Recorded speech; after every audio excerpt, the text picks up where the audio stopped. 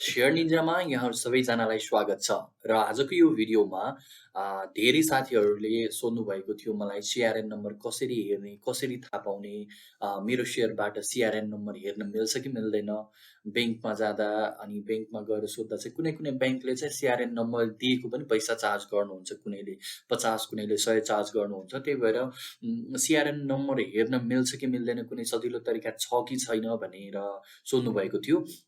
र यही कुरालाई मध्यनजर गर्दै मैले आज एउटा भिडियो बनाउने निर्णय गरेको छु र हामी जाउँ मेरो सेयर .cdsc.com.np मा यो प्रोसेस युज गर्नको लागि चाहिँ हजुरले कम्प्युटरमा हुनुपर्नेछ, मोबाइलबाट मिल्दैन होला जहाँसम्म। र यसरी मेरो सेयर .cdsc.com.np मा आफ्नो यो डिटेल्सहरू युजर नेम, पासवर्ड अनि डिपी सिलेक्ट गरेर तपाईँले लगइन गर्नुपर्ने हुन्छ। लगइन गरिसकेपछि यस्तो विन्डो खुल्छ। यो विन्डोमा तपाईँले यता देब्रेपट्टिबाट माई ब्याङ्क रिक्वेस्ट भन्ने अप्सनलाई क्लिक गर्नु पर्यो।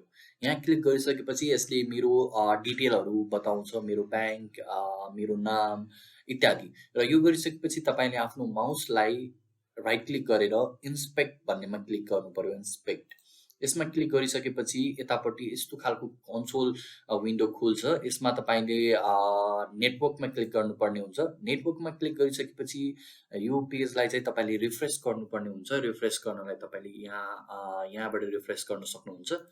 यसरी रिफ्रेस गरिसकेपछि यसमा थुप्रै कुराहरू लोड हुन्छ।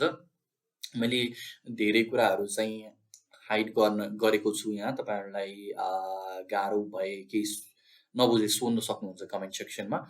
र यसरी गरिसकेपछि यता तलपट्टि चाहिँ तपाईँले यो यस्तो खालको नम्बर हैन, यहाँ मेरोमा चाहिँ यस्तो खाले नम्बर छ। यो यस्तो खालको नम्बर देख्न सक्नुहुन्छ। यो हरेक अकाउन्ट पछि नै फरक हुन सक्छ र यसरी सबैलाई क्लिक गर्दै तपाईँले के इन्फर्मेसन छ हेर्न सक्नुहुन्छ। यसरी क्लिक गर्दा fail to load response data, no content available for भनेको छ।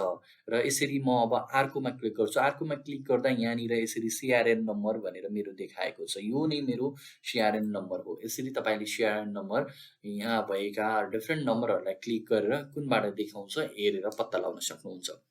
र यति नै थियो आजको भिडियोमा।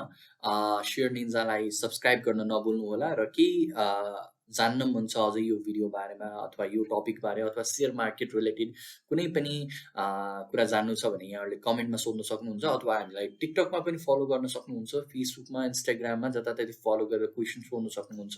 भिडियो मन परेमा लाइक गर्नु होला र यस्तै भिडियोहरू, नयाँ भिडियोहरू यदि हेर्न चाहनुहुन्छ भने च्यानललाई सब्सक्राइब गर्न पनि नभुल्नु होला। धन्यवाद।